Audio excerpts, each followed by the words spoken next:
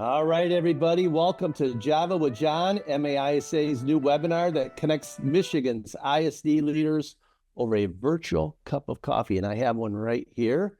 And I'm your host, John Severson. And today we're kicking off our very first episode. And before we get started, I want to share the benefits of MAISA membership and the wealth of resources available to our ISDs and superintendents.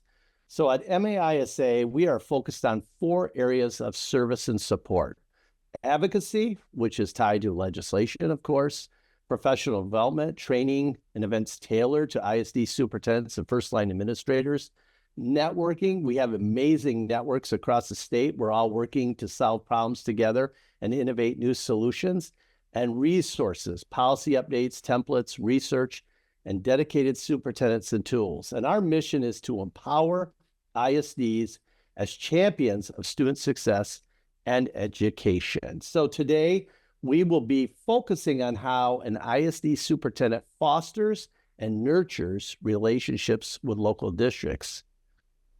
If you're just stepping into this role, we are here to support you. We know that you're taking on a lot, you're learning so much at the same time. And today we just wanted to really focus on this local district perspective and really come alongside our new folks and some that are already in the field just to help you be stronger and better every day. So for today's episode, I am thrilled to welcome Mr. Ken Gutman. He's the superintendent of Oakland Schools, MAISA board member, and a longtime educator. So Ken, thanks for joining us. John, it's my pleasure. I look forward to you setting a cup of coffee over here for me doing Java with John, but good to be here. Well, we're glad you're here. And so to kick this off, could you share your educational journey and joining MAISA and initial impressions of that work and early benefits? Yeah, I'd be happy to. It's the traditional route. I got here traditionally. I was a teacher and assistant principal in the West Bloomfield schools, and my entire experience is in Oakland County. From there, I was a middle school principal and assistant superintendent. I did both human resources and curriculum instruction, and then became the superintendent of Lake Orion Schools, a district with about 8,000 students in northern Oakland County. Went to Walled Lake Schools, one of the largest districts in the state. We had 16,000 students in 21 schools. I did that for 12 years as superintendent. And then as part of a transition plan to becoming the superintendent of Oakland Schools, I did 2 years as a deputy under Wanda Cook Robinson. And when she left after 2 years, I became the superintendent minutes after she announced her retirement. And again, it was part of a succession plan. So traditional route, I will tell you that having been a part of MAISA now, only like 4th year at MAISA, I'm really impressed with the resources, with the tailored professional learning, with the camaraderie and the ability to network with colleagues. It's an all-around encompassing resource for ISD superintendents. There are only 56 of us, plus some of our frontline people. And, we're on an island and we're responsible for so much. It's nice to have it supported on the ISN. Well, that's awesome. And I love to hear everybody's perspective and their journey.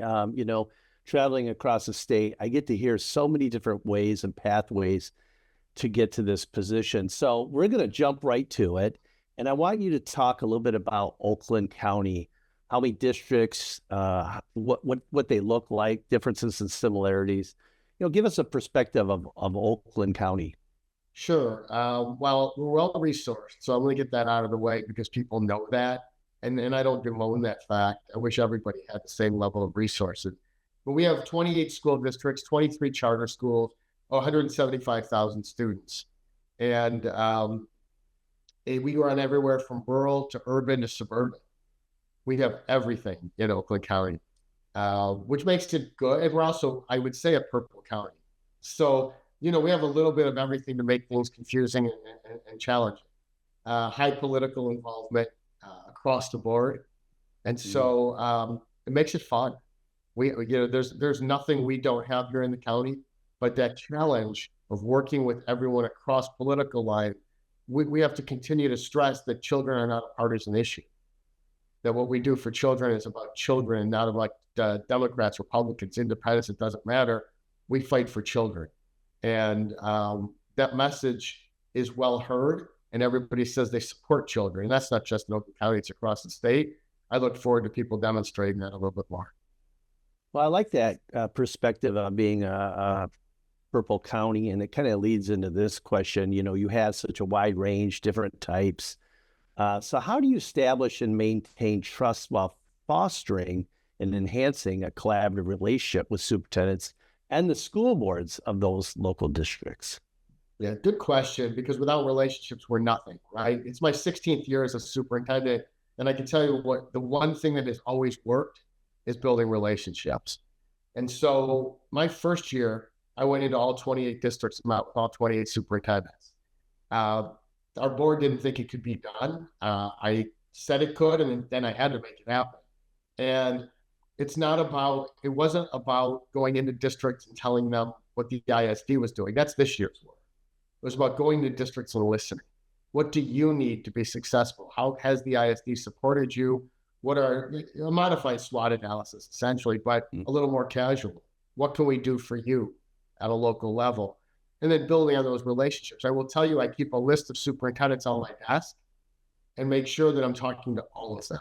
I talk to all 28, and individually.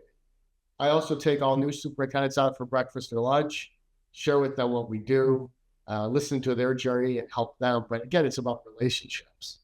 I want to make sure that they know that I'm accessible 24 hours a day. You know, it's easier from this perspective at ISD.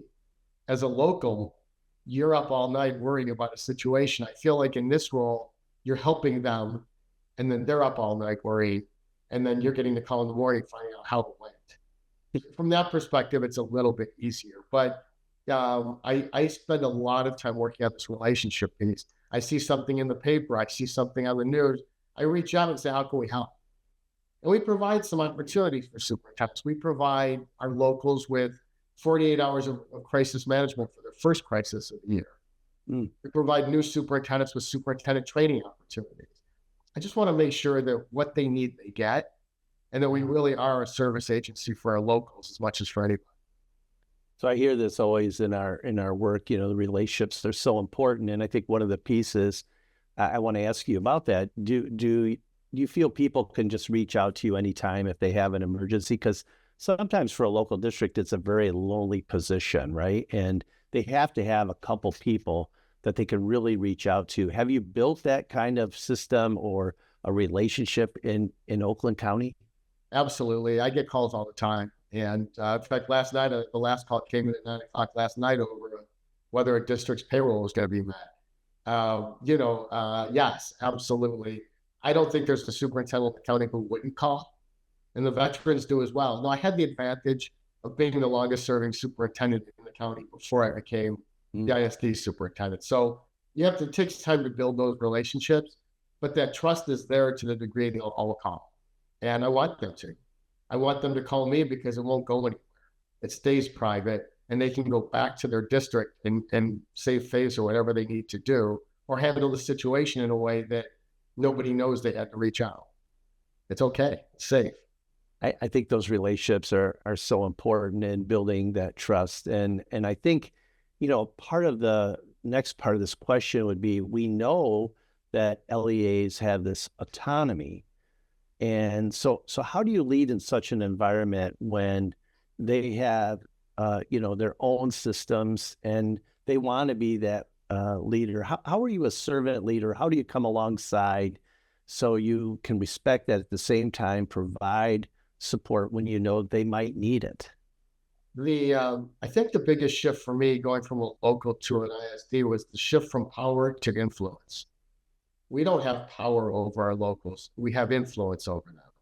And so it comes down to listening, but also making sure that when I hear a need, I'll call and offer a superintendent, hey, it sounds like this is what you're going through. If you'd like some resources, if you want to talk about it, I'm here for you. You know, if you want me to give you some suggestions, I've had superintendents say, all right, what would you do? And I tell them, feel free to disregard it. You know your local micropolitics. You know the context better than I do. So feel free to disregard everything I'm telling you. But here's what I would do. Yes. And over time, you establish this sense that you may actually know what you're talking about in most situations, in which case people do tend to listen a little bit more.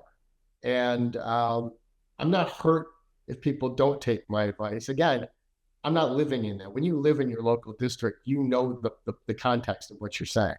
When you're giving advice from the outside, you have to recognize you may not always have all the information to give the right advice, but putting it in their hands and saying, you may want to consider these factors, I think can be really helpful. Yeah, coming alongside, having influence, having the trust built, the relationship piece built. How would you then, let's expand that thought or thinking about types of communication do you use to ensure? Do you use different kinds of letters, templates, focus problems? How do you really reach out to them to find out what they need, but also how you're communicating with them on a regular basis? Yeah, so it is all of the above, including then also phone calls, texts, emails, constant. So here's the challenge. I would say I have constant communication with superintendents, but not constant with each superintendent. Because I remember as a local, I really loved my ISD superintendents, but didn't want them calling me all the time. I mean, I was running my district, as if that makes sense. Yes. And so you have to get to know each individual, what they need. I've got a couple of superintendents, I'll talk to them every 3-4 weeks. And I've got some I'll talk to every other day. And so it really depends on what they need. And you just get to know that as you get to know them. They get to know you. And I imagine that can change, right? Depending on what's happening. Like right now, we're discussing the budget, and there's history there, Ken, that you've handled before, or dealing with maybe teacher contracts and having conversations. How do we come along? How do we predict what the future will be? I mean, your lessons learned over the years can be used in so many ways, but what I'm hearing you really share with us is that relationship, that trust, that coming alongside builds the capacity to create that more of a unity across the county as well. Absolutely. And to your point, John, you and I were superintendents the last time we didn't have a budget, right? Yes. Yeah. You and I were superintendents before prohibited subjects, right? So those are areas in which we can help people because we've been there. Well, we're going to get a little more detail now, Ken. So you set an agenda for superintendent meetings. I know different counties do it different ways. How do you set that agenda, and how do you ensure all voices are heard and valued when you do that work? Yeah, we do our agenda as a committee. I have our association, the Oakland County Superintendents Association. Each of the districts has a member, their superintendent. We have a president, a past president. We have the next president. We have, and then I'm the fourth person on that committee. And so we establish the agendas together. We have 6 or 7 different committees too, so there's involvement there, and everyone gets a voice in our meetings. We have a format, but there's time for anyone who wants to speak to speak. We also make sure there's some professional learning at each of our meetings. It's not just if it can be emailed, then why are we getting together? Although yes, the reality is some of the best learning that takes place in our meetings takes place before and after the meeting. So yes, we make sure we have breakfast for everyone. We make sure that there's time for people to stick around after. And, there are those who want to race back to their district before the meeting's over. I get it. Our meetings are on Fridays. There's a lot going on, especially in the fall. But those conversations, when you're sitting at a table and we take a 5-minute break, those conversations can be as much professional learning as anything that happens during your. I like the idea of different committees, and maybe just for our listeners, share a perspective of how a committee comes to be. I have my ideas, but I'd like to hear what you're doing in Oakland schools.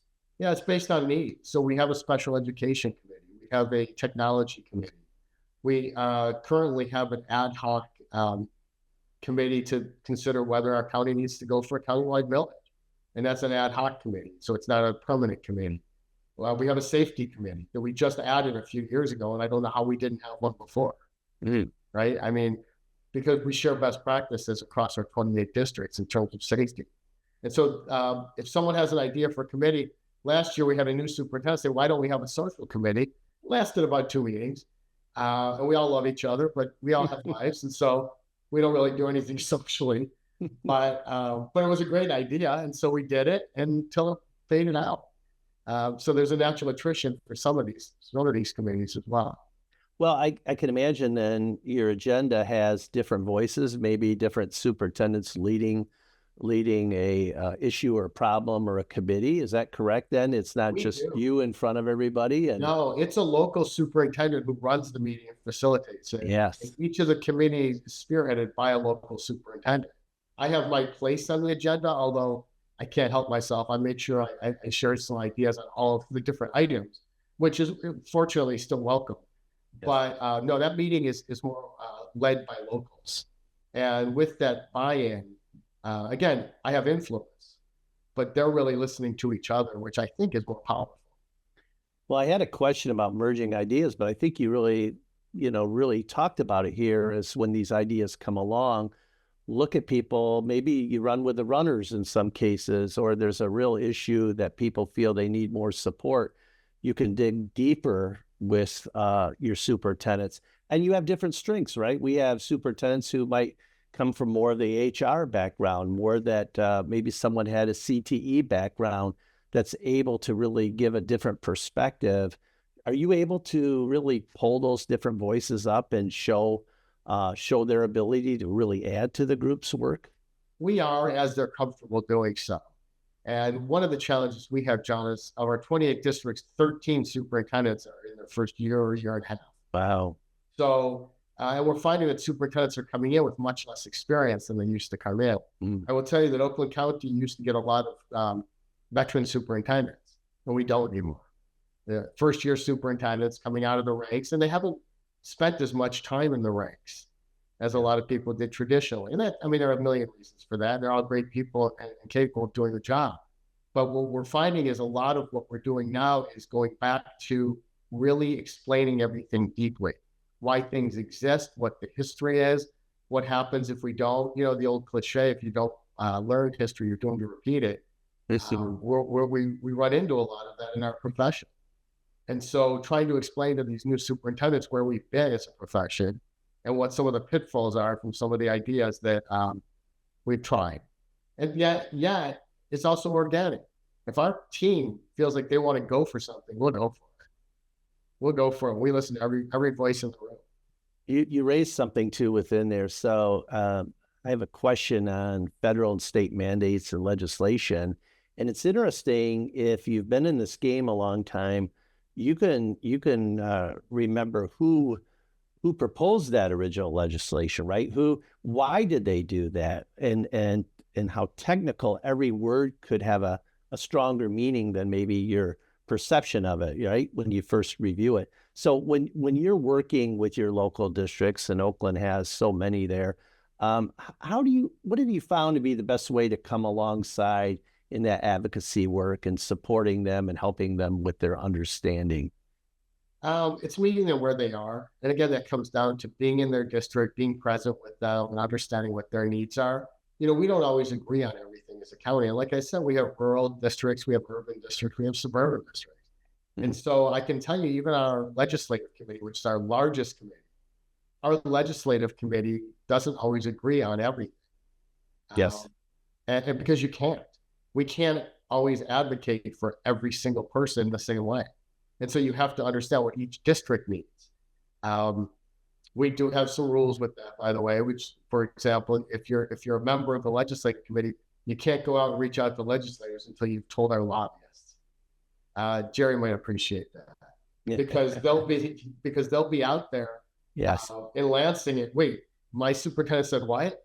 And next thing you know, we've circled the wagon and shot it.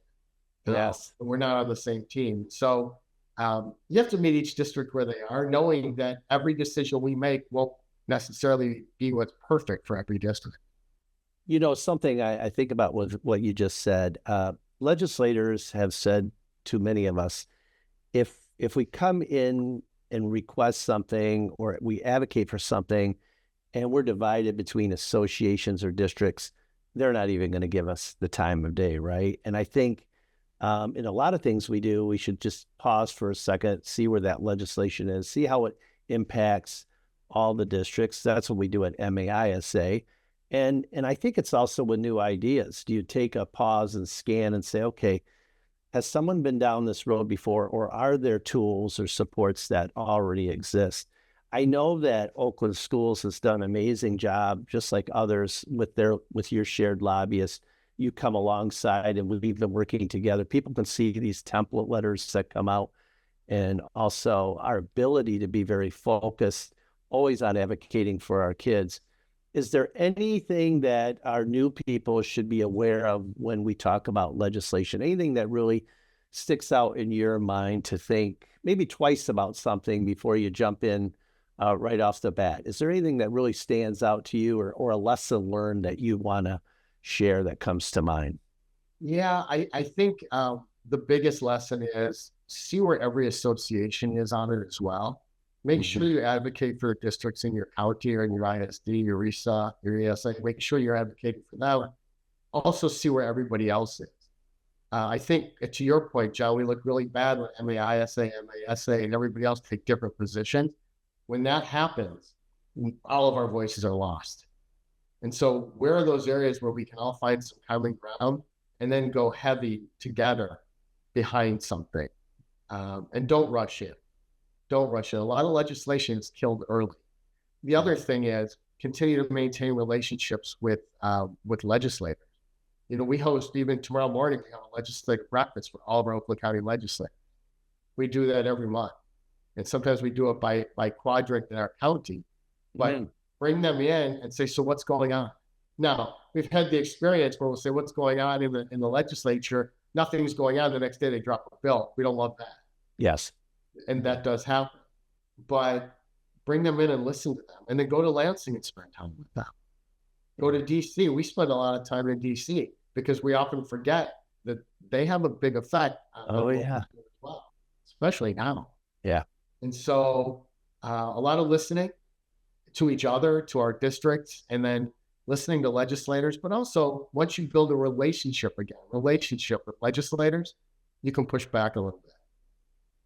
And I always say, build those all the time, right? For when you need them. Don't wait till there's a crisis or a real challenge. Build it in such a way that when you pick up the phone, they will answer it, right? And I think it's just like how you started the conversation today about building trust and building relationships is the key in all the things that we do, right, Ken? I mean, it makes a lot of sense to come in that kind of focus, right? Build a relationship right off the bat. So when times get tough, you have the points, as they say, to really have the tougher conversations. Yeah, if you don't, you can go cubby and talk about deposits in the emotional bank account, right? But if you don't have those deposits, there's nothing to withdraw.